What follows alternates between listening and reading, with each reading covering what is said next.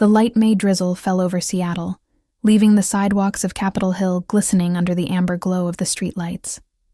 Rebecca Martinez adjusted her chestnut hair for the third time in 5 minutes, feeling her stomach twist with anxiety.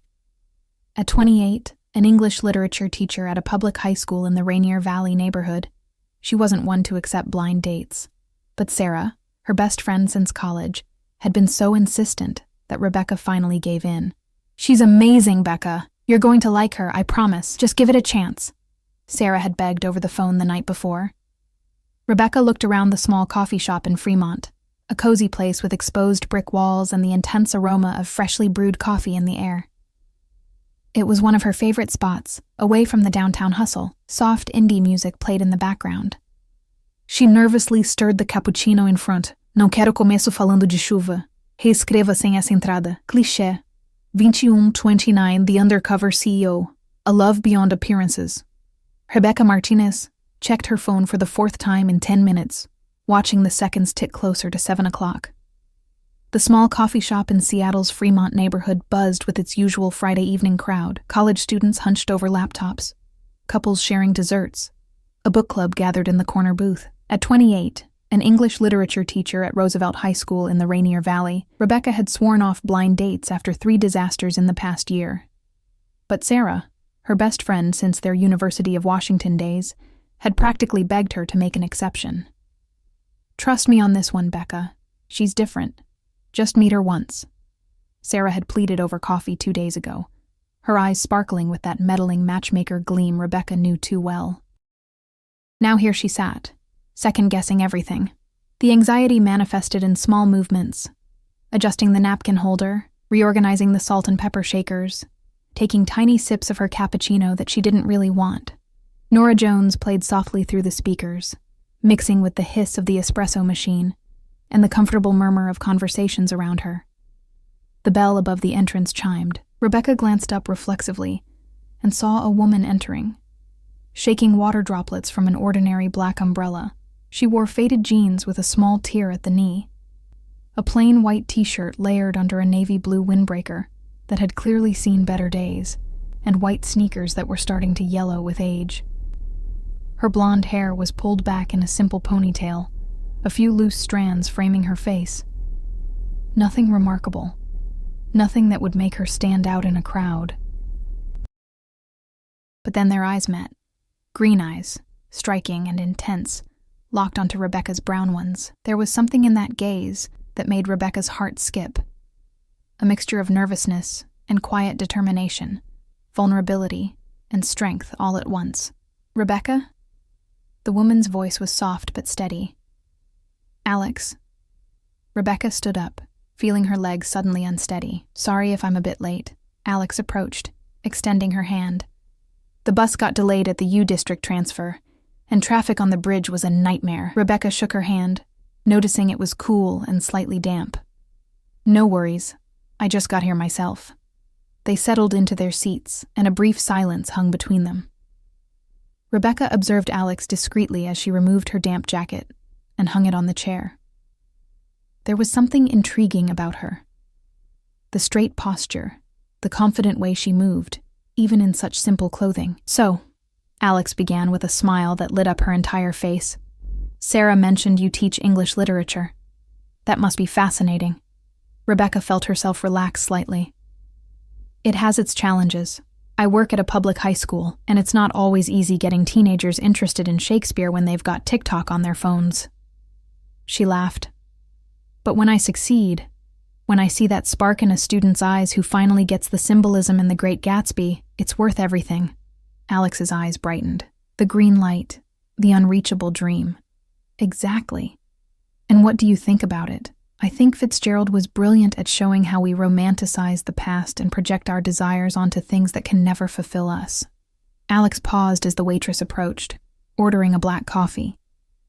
Gatsby built an entire fantasy around a woman who probably never existed the way he remembered her. The tragedy isn't that he didn't get Daisy, it's that he never saw reality for what it was. Rebecca smiled widely. "Yes, my students hate that interpretation. They want the happy ending. Life rarely gives us the endings we want." Alex smiled back, and Rebecca noticed small laugh lines around her eyes, the mark of someone who smiled often. The conversation flowed naturally from there. Alex mentioned she worked in tech, specifically in systems analysis, a job she described as solving puzzles all day, trying to make computers talk to each other. "Sounds complicated," Rebecca commented. "Sometimes." Alex shrugged. "But I like challenges. What about you? Did you always want to be a teacher?" Rebecca picked up her cup, feeling the comforting warmth in her hands. "Actually, no. I wanted to be a novelist. Still do, really. I've had a manuscript half finished in my drawer for 3 years now. Why don't you finish it?" The question was asked with genuine curiosity. No judgment. Rebecca sighed. "Fear, I guess. Fear of not being good enough. Fear of putting my soul on paper and discovering it's worthless." Alex was quiet for a moment, her fingers tracing the rim of her small coffee cup. "You know what I think? I think being afraid means it matters. If it didn't matter, you wouldn't be scared. Fear is just a sign that you care deeply." Rebecca felt something shift inside her chest. No one had put it that way before. If you're enjoying this story of true love, don't forget to subscribe to the channel and hit the notification bell so you don't miss the next chapters. They talked for almost 3 hours. Rebecca discovered that Alex loved classic American cinema, especially film noir from the 1940s, that she had a gray tabby cat named Bite, and that her favorite food was authentic Chicago-style deep dish pizza. "My grandmother made the best deep dish in all of Illinois," Alex said with a nostalgic gleam in her eyes. "She had this secret. She'd put a tiny bit of honey in the sauce, said it balanced the acidity." "You're from Chicago?" "Born in Oak Park, but I came to Seattle for college and ended up staying. That was about 10 years ago." Alex gazed out the window at the darkening street. "Sometimes I miss the straightforwardness of the Midwest, but Seattle has an energy that keeps me going, you know?" Rebecca knew exactly what she meant. Born and raised in Seattle, she loved and hated the city in equal measure. The chaos, the tech boom that had changed everything, the constant drizzle, it was all exhausting, but it was also home. When they finally stood to leave, it was nearly 10 o'clock. "I catch the bus right at that corner," Alex said, pointing to the stop a few meters ahead. "I'm taking the light rail. The station's that way." Rebecca pointed in the opposite direction, feeling an odd reluctance to say goodbye. They stood under the coffee shop's awning, a hesitation hanging in the air between them. I really enjoyed talking with you," Alex said, and Rebecca noticed a slight blush on her cheeks. "Me too, very much. Could we do this again? Maybe a movie next weekend? There's a Humphrey Bogart retrospective at the SIFF Cinema." Rebecca's heart gave a small leap. "I'd love that." They exchanged numbers, and when Alex leaned in for a goodbye hug, Rebecca caught her scent. Something citrus and fresh, not expensive, but pleasant. The embrace lasted a few seconds longer than necessary, and when they pulled apart, both were smiling. Rebecca walked to the light rail station with a lightness in her step she hadn't felt in ages. Inside the crowded train heading south, gripping the handrail as the car swayed, she couldn't stop smiling. There was something special about Alex. Something beyond appearance or circumstances. An authenticity Rebecca rarely encountered. What she didn't know was that at that exact moment, Alex was sitting on the hard plastic seat of the Route 62 bus, also smiling, her heart beating fast, thinking about the teacher with brown eyes who quoted Fitzgerald with such enthusiasm. And in a luxury penthouse in downtown Seattle's Belltown neighborhood, Alexandra Chen's phone, CEO of Technova Solutions, one of the largest technology companies in the Pacific Northwest, was buzzing incessantly with messages from her executive assistant about the board meeting the next morning. But for that night, Alexandra decided to be just Alex, the ordinary woman who took buses and drank coffee in a small Fremont cafe, the woman who had a chance to be loved for who she really was, not for what she owned. The following weeks passed in a whirlwind of dates and messages. Rebecca found herself smiling at her phone in the middle of classes, reading the texts Alex sent throughout the day. Small things. A photo of a cat she saw on the street that reminded her of Bite. A funny meme about programmers, a song she thought Rebecca would like. On their second date, they went to the SIFF Cinema to watch The Maltese Falcon. Sitting in the darkness of the theater, Rebecca was intensely aware of Alex's presence beside her. During a particularly tense moment in the film, their fingers touched on the armrest between them. Neither pulled away. Rebecca felt her heart race, her skin tingling where they made contact. When they left the theater, the night was clear and cool, the Seattle skyline glittering against the dark sky. "Want to walk for a bit?" Alex suggested, and Rebecca agreed immediately. They strolled down Pike Street toward the waterfront, passing late-night tourists and street performers. The Ferris wheel at Pier 57 glowed in the distance, its lights reflecting off the dark water of Puget Sound. "Can I ask you something personal?" Rebecca gathered her courage. "Of course." "How did you... when did you realize you were attracted to women?" Alex smiled softly, her eyes fixed on the lights across the water. "I think I always knew, deep down. But it took me a while to accept it. I grew up in a traditional family. You know how it is. My father wanted me to be an engineer, marry a nice guy, have kids." She paused. "It took time before I had the courage to be who I really am. What about you?" Rebecca took a deep breath. "My family was surprisingly chill about it. My mom even told me, 'It was about time you said something. I thought I was going to have to bring it up first.'" She laughed. "But it hasn't always been easy. I've had complicated relationships. People who didn't know what they wanted, or who were afraid to be out. And now? What do you want?" Alex's question was loaded with meaning. Rebecca stopped walking and turned to face her. The orange glow from the streetlights illuminated Alex's face, highlighting her green eyes. "Honesty. Someone who will be real with me. Someone who truly sees me." Something passed across Alex's face. A shadow. A moment of hesitation. But it passed too quickly for Rebecca to identify.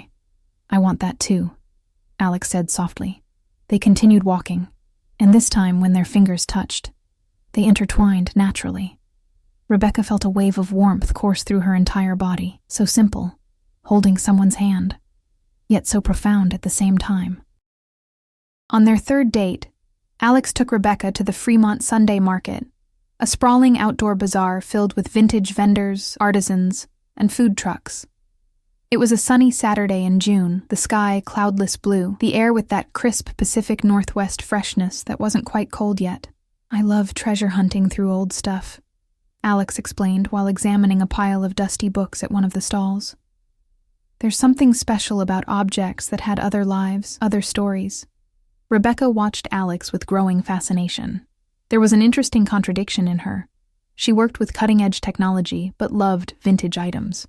She dressed simply, but had surprisingly broad knowledge about art, literature, and film. "Look at this!" Alex picked up a leather-bound book with a worn cover. First edition of The Sun Also Rises. It's in great condition considering the age. "Must cost a fortune," Rebecca commented. Alex looked at the price tag and frowned. $80. It's steep, but fair for a first edition. She hesitated, clearly torn. Rebecca noticed the hesitation. "You're not going to get it?" "It's a bit outside my budget this month," Alex admitted, carefully placing the book back. "I had some extra expenses with Bite. He got sick and the vet bill was rough." Rebecca's heart squeezed.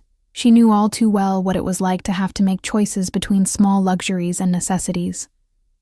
Her teacher's salary wasn't huge, and she had student loans to pay, rent, and she helped her mom occasionally. Later, while eating fish tacos from a food truck, sitting on a bench near the Fremont Troll sculpture, Alex shared more about her life. "I live alone in a small apartment in Wallingford. Studio with a loft bedroom, but it has a balcony where I grow some herbs." She took a bite of her taco. "It's not much, but it's my space." "Must be nice having your own place," Rebecca said. "I still live with my mom in Rainier Valley. I'm saving up to rent something on my own, but Seattle's so expensive." "It really is. Sometimes I wonder if it wouldn't be easier to move back to Chicago, but then I remember there are more job opportunities here in tech." Are you following this journey of true love? Share this video with someone who also believes in real love, and subscribe to the channel so you don't miss any chapters. As June turned into July, the dates became more frequent. Rebecca introduced Alex to Sarah, who gave her enthusiastic approval. "She's perfect for you, Becca," Sarah said afterward when they were alone. "She seems genuine, you know? not fake like so many people are. And Alex was genuine, or at least seemed to be. She listened to Rebecca talk about her students with real interest, asked intelligent questions, remembered small details Rebecca mentioned casually. When Rebecca told her about a student who was struggling at home and how it affected his performance at school, Alex suggested some free online resources that could help the boy study. "There's a really good learning platform," she explained. "It's free and has all kinds of materials. I can send you the link." "You really know your tech stuff," Rebecca commented. "It's part of the job. You end up staying informed about a lot of things." Rebecca noticed that Alex rarely spoke in detail about work. She knew Alex worked at a tech company, that she had flexible hours that sometimes allowed weekday meetups, that her colleagues were good people, but nothing very specific. One Thursday afternoon, Rebecca was at home grading papers when her phone rang. It was Alex. "Hey." Her voice sounded different, tense. "Do you have plans right now?" "Just grading endless essays. Why?" I need someone to talk to. Had a rough day at work." "Of course. Want me to come to you?" A pause. "No, I'll come there. If it's not an imposition. I know you live with your mom. My mom works until 9. Come over." An hour later, Alex was sitting in the small living room of Rebecca's house in Rainier Valley, a mug of tea in her hands. She looked exhausted, with deep, dark circles under her eyes. "Sorry to show up like this," she said. "I just needed to see you." Rebecca sat beside her on the old floral-patterned sofa. "What happened?"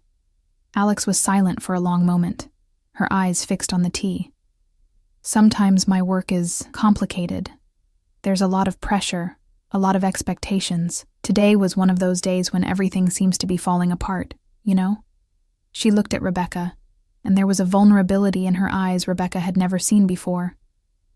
"And I realized the only thing I wanted was to be with you." Rebecca's heart melted. She took Alex's hand, intertwining their fingers. "I'm here." Alex rested her head on Rebecca's shoulder, and they stayed like that for a long time, in comfortable silence. Outside, the sound of traffic on Rainier Avenue was a constant hum. From somewhere nearby came the sound of a TV playing a baseball game. "Rebecca," Alex's voice was a whisper. "I'm falling in love with you." Rebecca felt tears burn her eyes. "I'm falling for you too."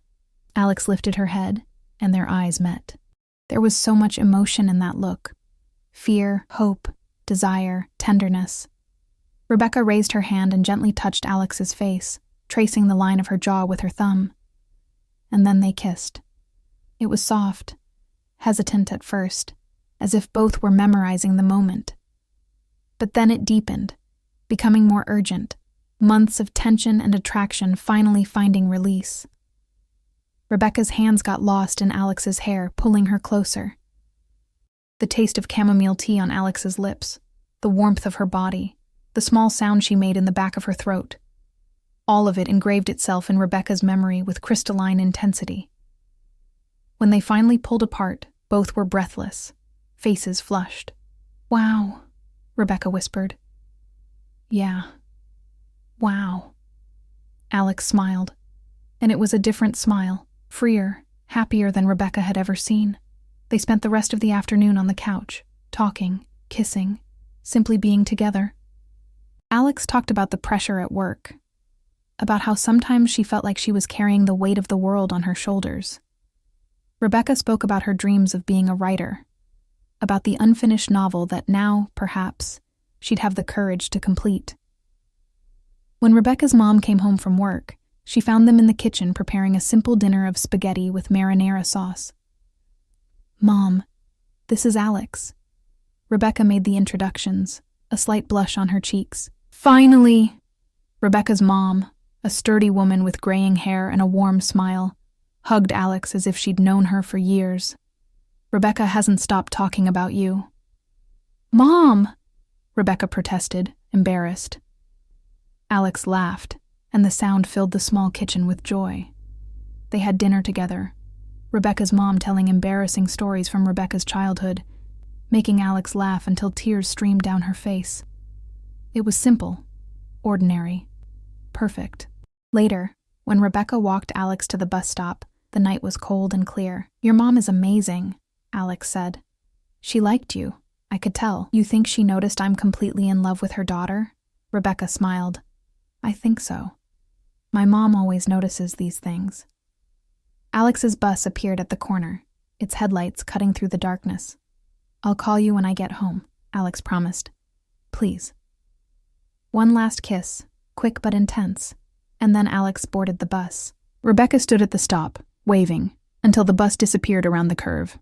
Walking back home, Rebecca felt lighter than she had in years. Alex was everything she didn't know she was looking for. Kind, intelligent, funny, and genuinely interested in Rebecca as a person. The fact that she didn't have money didn't matter. Love couldn't be bought. What Rebecca didn't know was that at that exact moment, Alex was sitting on the nearly empty bus, her heart heavy with guilt. In her pocket, her phone vibrated with urgent messages. Tomorrow she'd have to go back to being Alexandra Chen, CEO. Millions in the bank, penthouse apartment, private car service. But today, she had been just Alex. And Alex had fallen in love. The lie that had started as a social experiment, an attempt to find genuine love, now became an increasingly complicated web. How could she tell the truth without destroying everything they'd built? Alex leaned her head against the cold bus window, watching the city lights pass in a blur. For the first time in her adult life, she didn't know what to do. July brought the warm, sunny weather that made Seattle summers legendary. Rebecca traded her light jacket for tank tops and sundresses, grateful for the break from the usual gray skies. But inside, she felt warm for a different reason. Alex had become an essential part of her routine, her life. They saw each other at least 3 times a week. Sometimes just for a quick coffee before Rebecca went to school, other times for dinner at some inexpensive but cozy restaurant in the less trendy neighborhoods. Alex always insisted on splitting the bill, and Rebecca appreciated that, the equality, the mutual respect, but small things began not to make sense. It was on a Saturday afternoon that Rebecca noticed the first real inconsistency. They were walking through Discovery Park, enjoying a rare sunny day. Alex wore a simple jacket, but when Rebecca touched it, she noticed the quality of the fabric. Soft, definitely not cheap. "New jacket?" she asked casually. Alex looked down as if she'd forgotten what she was wearing. "Oh, this? Got it from my aunt. She works at a boutique and gives me things that don't sell." It made sense. Rebecca didn't think more about it, but then there was the phone. One evening, when they were watching a movie on Rebecca's couch, Alex's phone rang. Rebecca glimpsed the screen. It was the newest iPhone model, easily costing over $1,000. "Can't believe someone's calling me right now," Alex muttered, declining the call quickly. "Your phone's new?" Rebecca asked. "From work. They provide them for us." Another reasonable explanation. But the small inconsistencies accumulated. The way Alex spoke fluent Mandarin when Rebecca mentioned wanting to try an authentic Chinese restaurant. The detailed knowledge about wine when they went to an Italian place. The ease with which she handled advanced technology. "For a systems analyst, you know a lot about a lot of things," Rebecca commented one evening. Alex tensed for a moment. "I read a lot, and working in tech exposes you to tons of information." Rebecca wanted to believe, and she did, most of the time. Because when she was in Alex's arms, when they laughed together, when they shared their deepest fears and dreams, nothing else mattered. But then came the day everything started to unravel. It was a Monday in late July. Rebecca had left school early because a teachers' meeting got canceled last minute. She decided to surprise Alex with a visit. She took the light rail to the U District, vaguely remembering that Alex had mentioned living near the university. She sent a text. "Surprise! I'm in the U District. Can we meet up?" Alex's response took several minutes, which was unusual. "Babe, I'm in a meeting. Can you give me a couple hours?" "Sure. I'll grab coffee and wait. Send me your building address?" Another long pause. "Better if we meet at that cafe we like, near the station. 6 p.m.? Rebecca thought it was strange, but agreed. She spent the next 2 hours wandering through the university bookstore, browsing books she couldn't afford, drinking coffee at a small cafe. When they finally met, Alex seemed nervous, distracted. "Everything okay?" Rebecca asked. touching her face. Rough day at work. Sorry, I'm kind of out of it. They had dinner at a cheap teriyaki place, but the conversation felt forced. Alex kept checking her phone, something she never did when they were together. Alex, what's going on? Rebecca finally asked. Nothing, why? You're acting strange, distant. Alex sighed, setting down her chopsticks. Sorry. There's just a lot of pressure at work right now. Big project, tight deadlines. Rebecca took her hand across the table. You can talk to me, about anything. For a moment, it looked like Alex was going to say something important. Her eyes glistened with unshed tears. But then she composed herself, squeezing Rebecca's hand back. I know. And it means everything to me. She forced a smile. I promise it'll pass. Just a rough patch at work. If you've ever experienced doubt in a relationship, you know how Rebecca is feeling right now. Keep watching to see what happens. And don't forget to subscribe to the channel, but it didn't pass. In fact, it got worse. Alex started canceling dates more frequently. Always with reasonable excuses, meeting running late, technical problems she had to fix. Bite got sick again. Rebecca tried to be understanding, but the distance was growing between them. On a Friday evening 2 weeks later, Rebecca was at home watching the evening news with her mom when something on TV caught her attention. And now, a special report on the most powerful women in America's tech industry, the anchor announced. Rebecca half paid attention while scrolling through her phone, waiting for a message from Alex that wasn't coming. Alexandra Chen, CEO of Teknova Solutions, one of the fastest-growing technology companies in the Pacific Northwest. Rebecca's heart stopped. She looked up at the TV, and there was Alex. But it wasn't the Alex she knew. This Alex wore an impeccable charcoal gray suit, hair perfectly styled in soft waves over her shoulders, professional makeup. She was being interviewed in a luxurious office with floor-to-ceiling windows overlooking downtown Seattle. Teknova Solutions reached a revenue of $200 million last year. Alex, or Alexandra, was saying on TV, with a confidence and authority Rebecca recognized, but now had completely different context. We're expanding into international markets and, honey, are you okay? Her mom's voice seemed to come from far away. You've gone pale. Rebecca couldn't breathe.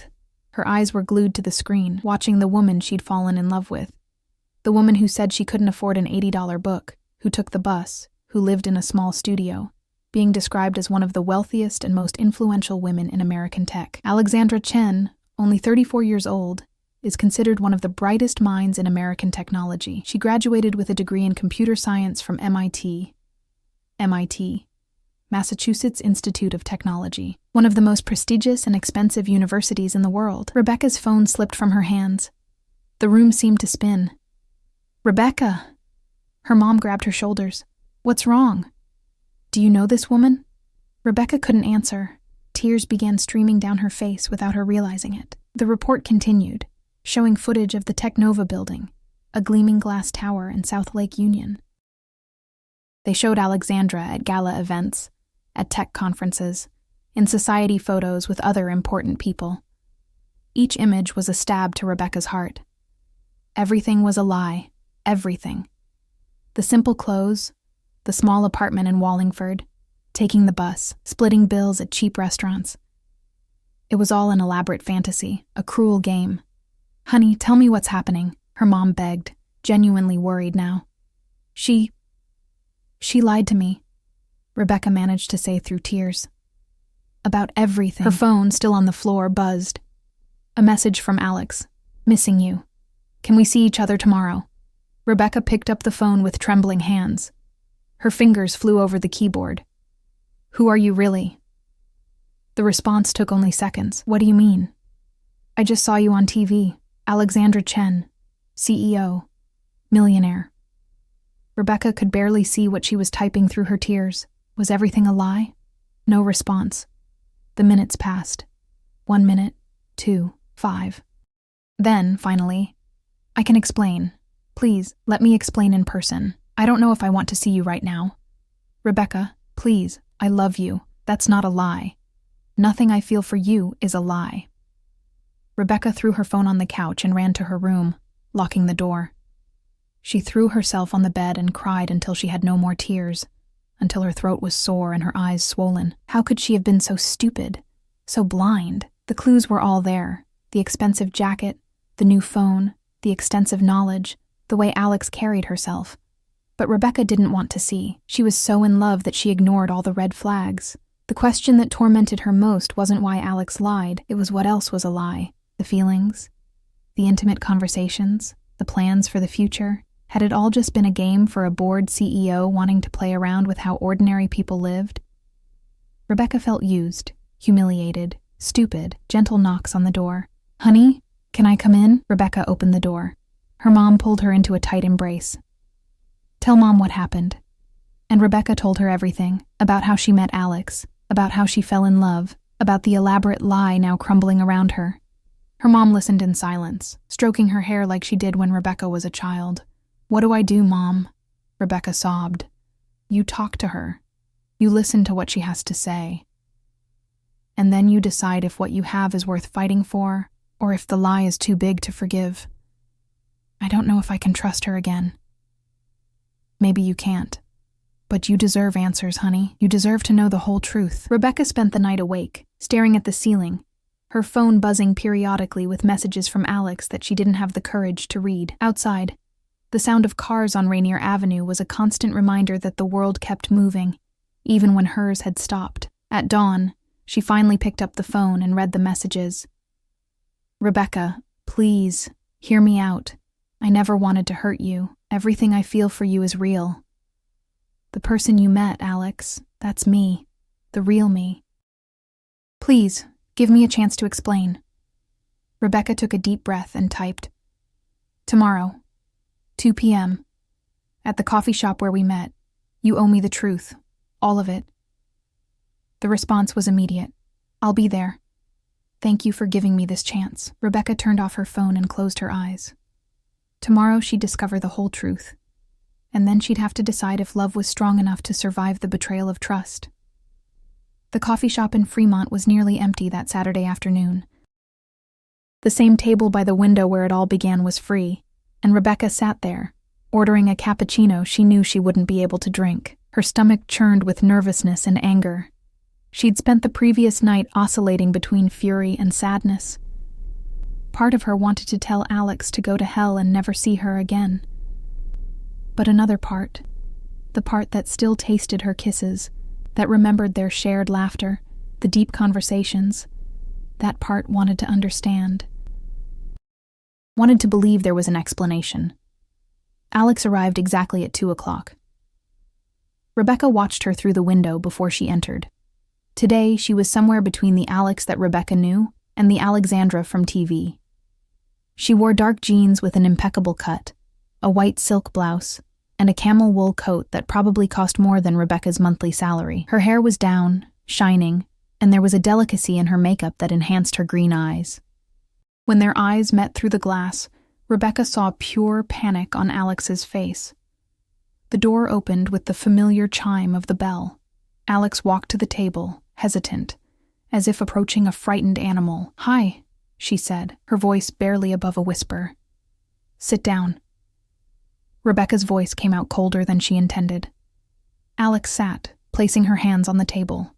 Rebecca noticed they were trembling. They sat in silence for a long moment. The waitress approached, but Alex just shook her head, dismissing her. "I don't know where to start," Alex finally said. "How about with the truth? All of it. No more lies." Alex nodded, swallowing hard. "My name is Alexandra Chen. I'm 34 years old. I'm the CEO of Technova Solutions, a tech company I founded 8 years ago. I live in a penthouse in Belltown. I have a driver, an executive assistant, and more money than I'll ever be able to spend in a lifetime." Each word was like a punch to Rebecca's stomach. Hearing the confirmation was worse than the initial discovery. "Why?" Rebecca asked, her voice breaking. "Why pretend to be someone else? Why make me believe that you were like me?" Tears began streaming down Alex's face. "Because I was tired of never knowing if people wanted me for who I am or for what I have.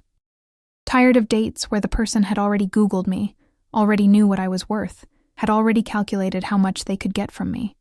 So you decided to play poor?" Rebecca felt anger rise in her throat. You decided to experience how the other half lives, is that it? No. Alex reached her hand across the table, but Rebecca pulled hers back. It wasn't like that, or it didn't start like that. Then how was it? Alex wiped her tears with the back of her hand.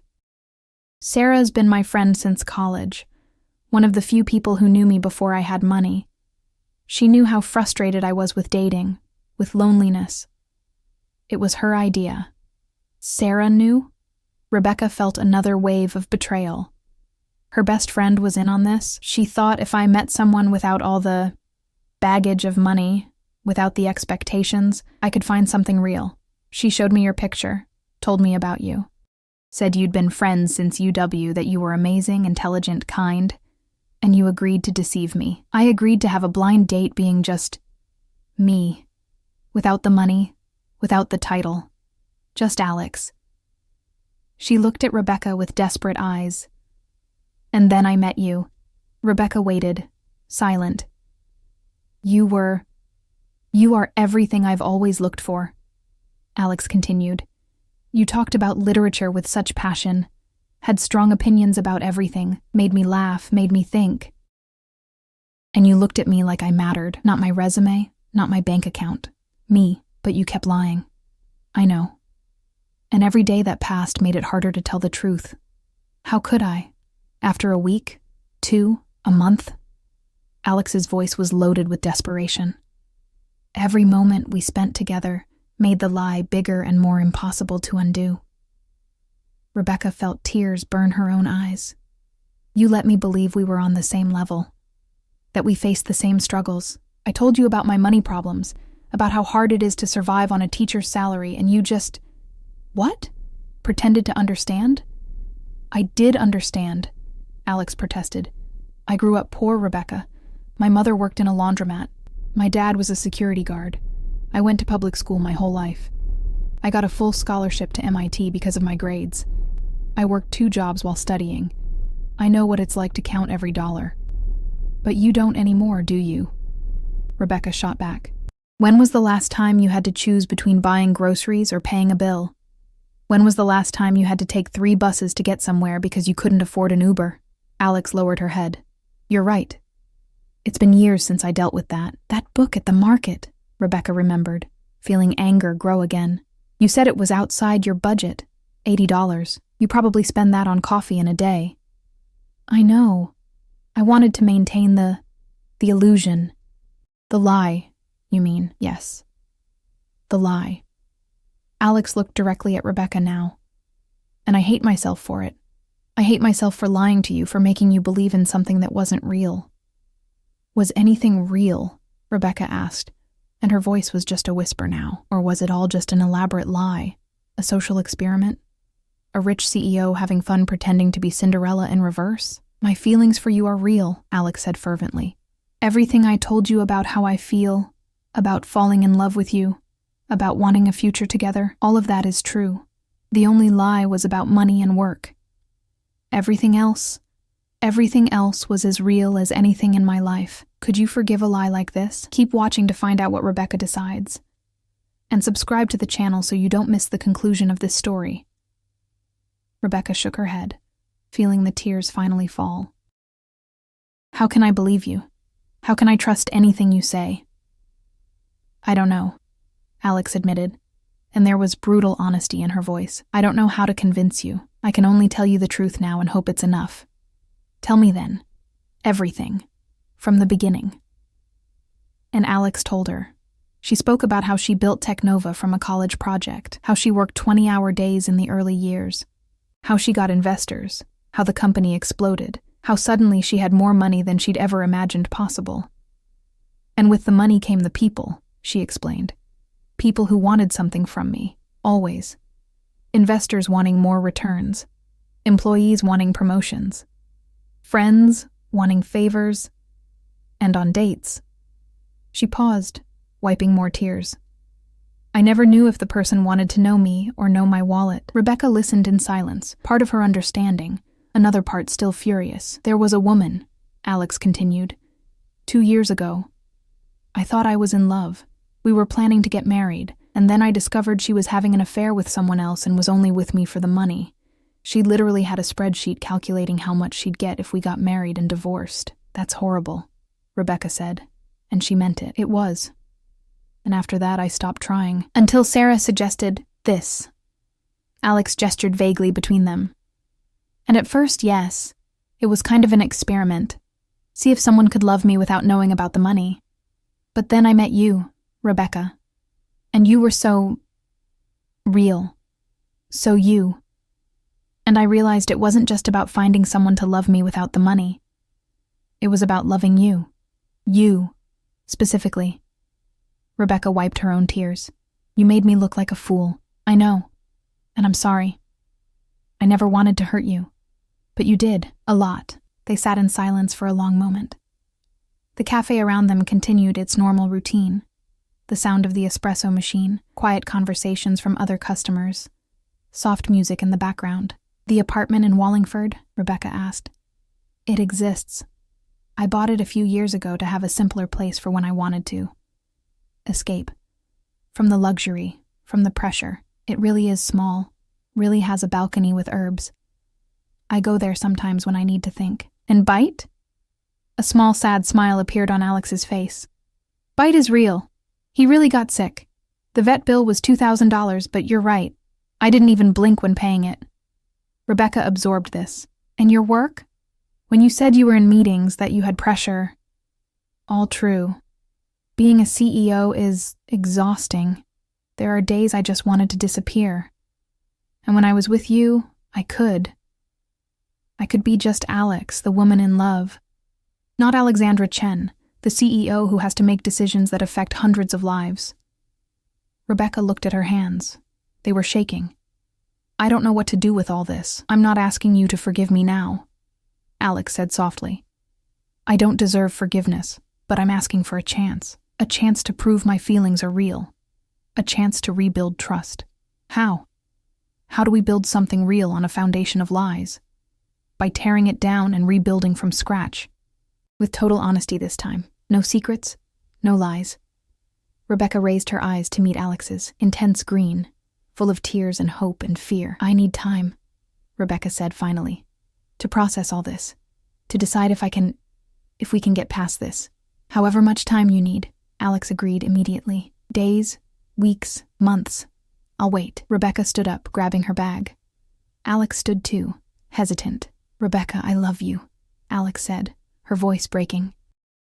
I know you don't believe it now, but it's true. I love you more than I thought I could love anyone.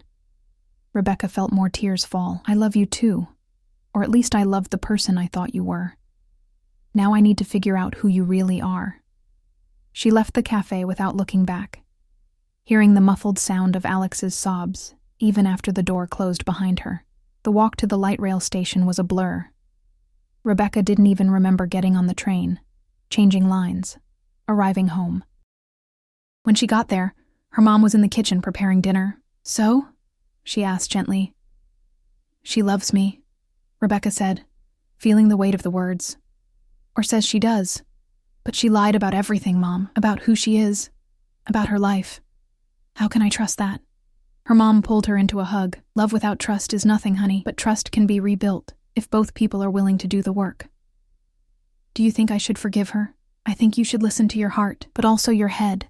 Ask yourself, was the person you met, Alex, real? Were the moments you shared genuine? If the answer is yes, maybe it's worth trying. Rebecca spent the rest of the weekend on an emotional roller coaster. Hours of anger, followed by hours of longing, followed by more anger. She reread old messages from Alex, searching for clues she'd missed, for lies hidden between declarations of affection, but what she found, repeatedly, was authenticity. Alex may have lied about her work and money, but her opinions, her fears, her dreams, everything seemed genuine. On Monday, Rebecca received a message from Sarah. Can we talk? I owe you an explanation, too. They met after work at a bakery near Rebecca's school. Before you say anything, Sarah began. I know I messed up. I never should have suggested that to Alex. Never should have helped hide the truth from you. Why? Rebecca asked. Why did you think this was a good idea? Sarah sighed. Because I know you both.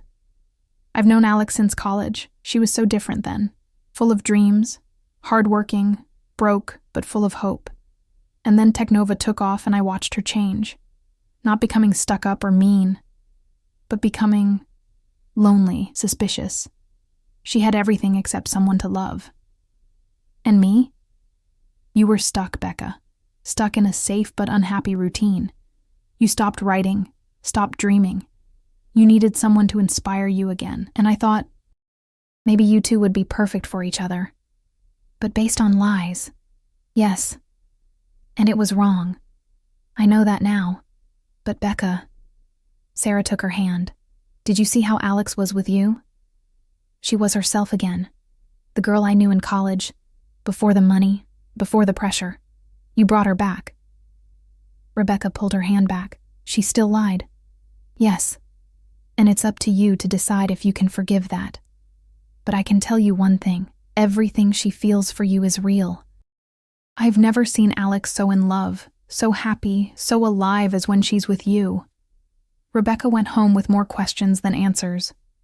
But one thing was becoming clear. She had to make a decision. Forgive or move on. Give it a chance or let it go. And that decision would define the rest of her life. 10 days. It had been 10 days since the revelation, since the conversation at the cafe, since Rebecca's world turned upside down. 10 days without seeing Alex, without talking to her beyond short, formal messages. Rebecca spent those days in deep reflection. She talked with her mom, with her therapist, even with some of her older students, without revealing details, of course, about second chances and forgiveness. What became clear was that she still loved Alex. Or Alexandra, or whoever she really was. But love without trust was a house built on sand, destined to crumble in the first storm. It was on a Thursday evening that Rebecca finally made her decision. She picked up her phone and typed, "Can we meet? I have a proposal." Alex's response came in seconds. "When and where?" "Tomorrow, 7 p.m. I'll send you the address." The next day, Rebecca was nervous. She'd spent the day at school completely distracted, barely able to concentrate on her classes. When the last bell rang, she rushed home, showered, changed clothes 3 times before deciding on jeans and a simple dark green blouse. The place she chose was a restaurant on top of a building on Capitol Hill. It wasn't cheap, but it also wasn't the kind of place Alexandra, the CEO, would normally frequent, a middle ground between their two worlds. When Rebecca arrived, Alex was already there, sitting at a table near the window. The view of the city was stunning, lights stretching as far as the eye could see, the Space Needle glowing in the distance, Elliott Bay shimmering with reflections. Alex stood when she saw Rebecca. She was dressed simply but elegantly.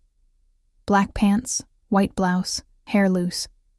Her eyes had deep, dark circles, as if she hadn't slept well either. "Hi," Alex said, her voice hesitant. "Hi." Rebecca sat down, and an uncomfortable silence hung between them. A waitress approached and they ordered without really looking at the menu. When they were alone again, Alex was the first to speak. "You said you had a proposal?" Rebecca took a deep breath. She'd rehearsed this in her head hundreds of times. But now that she was here, the words seemed insufficient. "I spent the last few days thinking. About us, about what happened, about what I want." She paused. "And I decided I want to give us a chance." Alex's face lit up with hope. "Really?" "But," Rebecca raised her hand, "with conditions, because I won't go through this again. I can't build a relationship based on lies or half-truths." "Anything," Alex said immediately. "Whatever you want. First, total honesty. About everything. No omissions, no little white lies. If I ask something, you tell me the truth, no matter how uncomfortable." "Agreed." "Second, we start over, from zero, not as Rebecca the teacher and Alex the supposed systems analyst, but as Rebecca and Alexandra, as we really are." "Yes, absolutely." "Third, we go slow. Very slow. I need to rebuild my trust in you, and that's not going to happen overnight." Alex nodded, tears shining in her eyes. I'll go at your pace, however long it takes. Rebecca felt her own chest tighten. And fourth, you introduce me to your real life. I want to meet Alexandra, the CEO. I want to see your penthouse, meet your friends, understand your world. Because if we're going to try this, I need to know all parts of you, okay? All of that. Okay. Alex extended her hand across the table, hesitant. May I? Rebecca looked at the extended hand for a long moment before taking it. The touch was familiar but different now, loaded with promises, hopes, and fears. I really am sorry, Alex said, squeezing Rebecca's hand. For everything I put you through, for the deception, for the pain. I know sorry isn't enough, but it's all I have. Sorry is a start, Rebecca said softly. But actions are what will matter from here on out. Dinner passed in careful conversation. They avoided the heavier topics, keeping the conversation in safer territory. Books, movies, work. This time with Alex being honest about the challenges of leading a company. Do you want to see it? Alex asked when they finished eating. My place, I mean. Or is it too soon? Rebecca considered. Not tonight, but soon. Maybe this weekend? Saturday? I could make lunch. I'm not a great cook, but I can try. Alex gave a small smile. Or I could order from a restaurant and pretend I made it. It was an attempt at a joke, but it fell a bit flat given the history. Alex realized immediately. Sorry. Bad time for jokes about pretending things. Rebecca couldn't help a small smile. Points for self-awareness. The journey to rebuild trust is long and difficult. Stay with us to see how this story unfolds. Don't forget to like and subscribe to the channel. Saturday arrived sunny and clear. Rebecca took the light rail to Westlake, then walked to the address Alex had sent, one of the most luxurious buildings in Belltown, a tower of glass and steel with a uniformed doorman and a lobby that looked straight out of an architectural magazine. Good morning. Do you have an appointment? The doorman asked politely. Yes. Alexandra Chen, penthouse. The man consulted his tablet. Yes. Ms. Chen left your name. Please, come in. The elevator was all mirrors. Rebecca saw her reflection multiplied to infinity. A young woman in jeans and a casual top, hair in a simple ponytail, surrounded by marble and chrome. She didn't belong in this world. The elevator opened directly into the penthouse, and Rebecca was breathless. The apartment was enormous. High ceilings, floor-to-ceiling windows with panoramic views of the city, modern but cozy decor. There was a gourmet kitchen to the left, a spacious living room to the right, and in the back she could see what appeared to be a huge balcony. Alex appeared from one of the side doors, and Rebecca was shocked to see her in gray sweatpants and a white t-shirt, hair messy, barefoot. Somehow, this casual version of her amid all the luxury was more surreal than anything. You came, Alex said, and there was genuine relief in her voice. I was kind of afraid you'd change your mind at the last minute.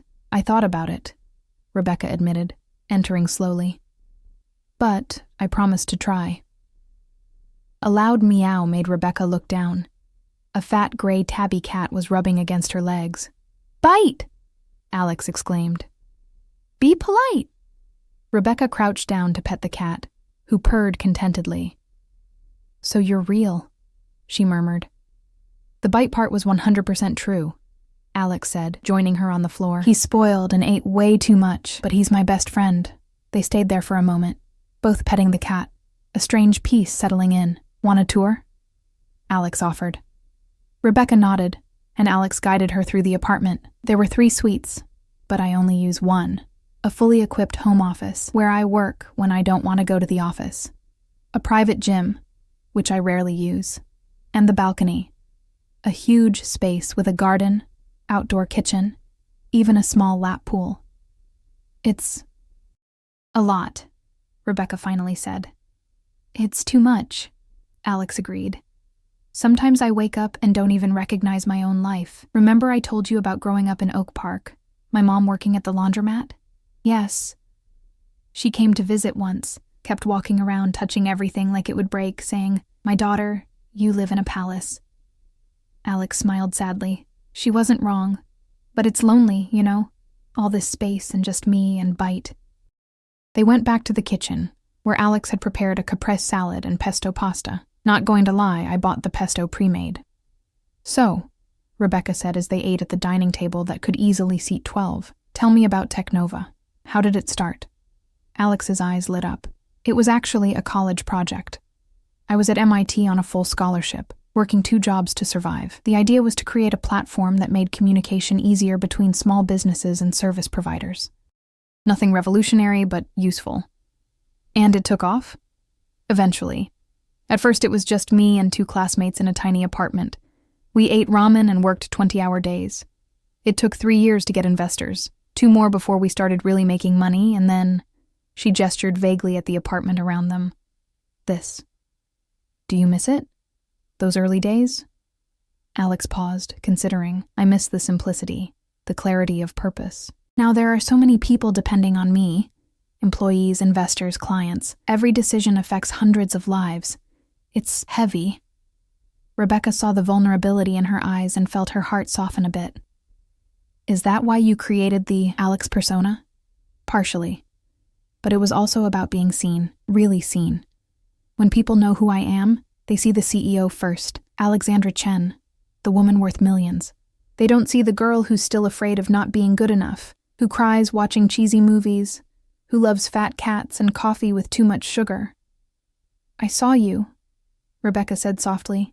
Alex. I also want to know Alexandra, all parts of you. After lunch, they sat on the enormous living room couch, bites sprawled between them. Can I show you something? Alex asked, getting her laptop. She opened a photo file. This is my family. Rebecca saw photos of an older woman with features similar to Alex's, completely white hair and a warm smile. There was a tall, strong man, clearly her father. Photos in a simple house, at humble birthday parties, at graduations. They still live in the Chicago suburbs, Alex explained. I wanted them to move to Seattle, but my mom said she's too old to change cities. So I pay for top health insurance for them. Renovated the house where I grew up, send money every month. Do they know about the lie? Alex laughed without humor. God forbid. My mom would kill me. She raised me saying honesty is the foundation of everything. I failed miserably at that with you. But you're trying to fix it, Rebecca said. That counts for something. They talked for hours. Alex showed photos of building Technova. Talked about the challenges of being a young woman in an industry dominated by older men. About meetings where her opinion was constantly questioned. There was one investor who literally asked if I had a boyfriend, Alex recounted. As if my ability to run a company depended on my relationship status. When I said no, he made a comment about single women being too emotionally unstable to make business decisions. That's disgusting. It's reality. I have to work twice as hard to get half the respect. Alex looked at Rebecca. And when you add being gay to that, well, I learned to keep my personal life very, very private. Rebecca began to understand. The lie wasn't just about money or position. It was about protection. About creating a safe space where Alex could be vulnerable without fear of being used or harmed. It was still wrong. It still hurt. But it was understandable. As the sun began to set, painting the sky in shades of orange and pink visible through the enormous windows, Rebecca realized she'd spent almost 8 hours there. I should go, she said, somewhat reluctantly.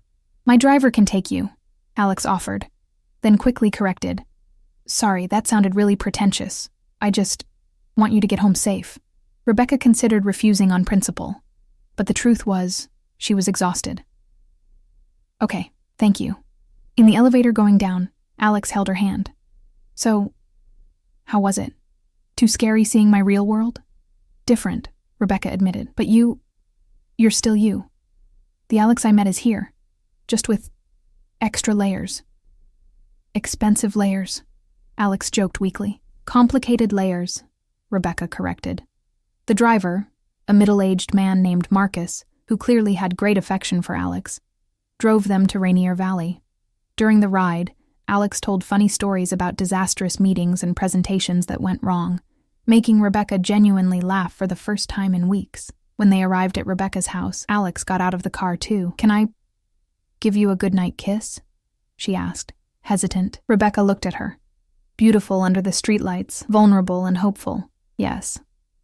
The kiss was soft, chaste, but loaded with promise.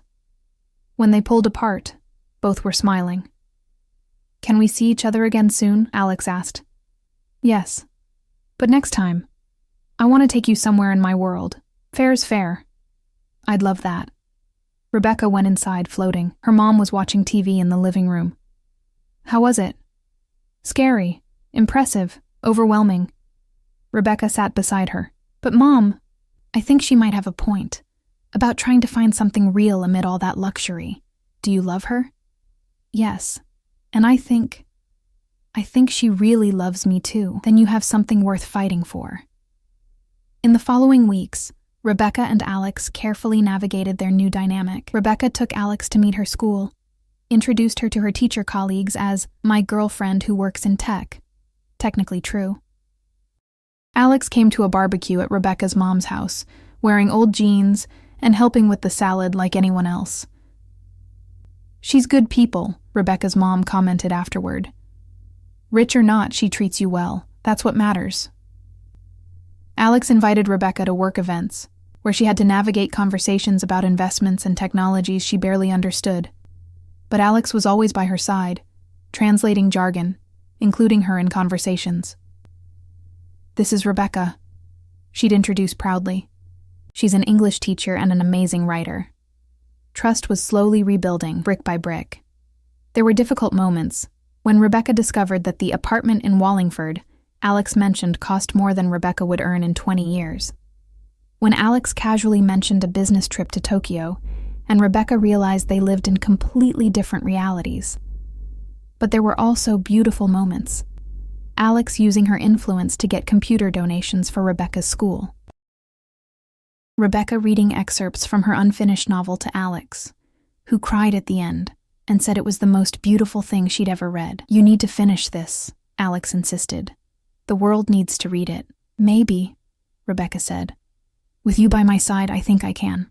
3 months after the restart, they were lying in the penthouse bed. Rebecca now spent several weekends there, Bite snoring at the foot of the bed. "I have something to tell you," Alex said nervously. Rebecca's heart raced. "What?" I want to go public. About us. About our relationship." Rebecca sat up. "Are you sure? I thought you kept your personal life private." "I did. But I'm tired of hiding. Tired of hiding you. You're the best thing that ever happened to me, Rebecca. I want the world to know. But the media, the tabloids, people are going to talk, criticize, make up stories." Alex took Rebecca's hands. "But I don't care anymore. I love you. And I want to be able to kiss you in public, take you as my date to events, post photos of us on social media without having to hide your face." Tears filled Rebecca's eyes. "I want that too. So we do this? Together?" Together. A week later, Alexandra Chen posted on her social media a simple photo, her and Rebecca sitting in the Fremont Cafe where it all began, fingers intertwined on the table, smiling at each other with obvious love in their eyes. The caption read, "I found love where I least expected it. Rebecca taught me that what really matters isn't what we have, but who we are. She saw me when I was invisible, and loved me when I thought it was impossible to be loved. This is my girlfriend, my partner, my love, and I couldn't be happier." The comments exploded, some positive, many negative, some neutral, but Rebecca and Alex faced it together, laughing at the absurdities, ignoring the haters, thanking the support. "Was it worth it?" Rebecca asked that night, reading particularly cruel comments about her ordinary appearance compared to the gorgeous CEO. "Every second," Alex replied, kissing her deeply. "You're worth every second of exposure, every mean comment, every invasion of privacy." "Good," Rebecca smiled against her lips, "because you're stuck with me now. Best fate I could have." And there, in the luxury penthouse overlooking Seattle, a millionaire CEO and a public school teacher found something no amount of money could buy. True love, built on honesty, vulnerability, and the daily choice to choose each other, regardless of the differences between their worlds. Because in the end, love doesn't see bank accounts or professional titles. It sees hearts, souls, the essence of what makes a person unique and precious. Rebecca finished her novel 6 months later, dedicating it to Alex, who taught me that every story deserves a second chance. Alex created a scholarship program at Tech Nova, specifically for public school students, naming it the Rebecca Martinez Program in honor of the woman who changed her life. They still had challenges ahead, cultural, social, and economic differences that wouldn't disappear overnight, but they'd face them together, with honesty, respect, and lots of love. And every Friday night, no matter how busy they were, they returned to that cafe in Fremont. They sat at the same table by the window, ordered the same cappuccinos, and remembered where they started, from a lie that became truth, from a blind date that opened both their eyes, from a love that transcended all expectations and barriers, a real love. Finally, completely real. The end. Thank you for following this journey of love, forgiveness, and second chances. If you enjoyed this story, don't forget to leave a like, subscribe to the channel, and hit the notification bell so you don't miss our next stories. Comment below. Would you have given Alexandra a second chance? See you in the next story. Claude é uma IA e pode cometer erros. Por favor, verifique as respostas. Sonnet 4.5 Claude é uma IA e pode cometer erros.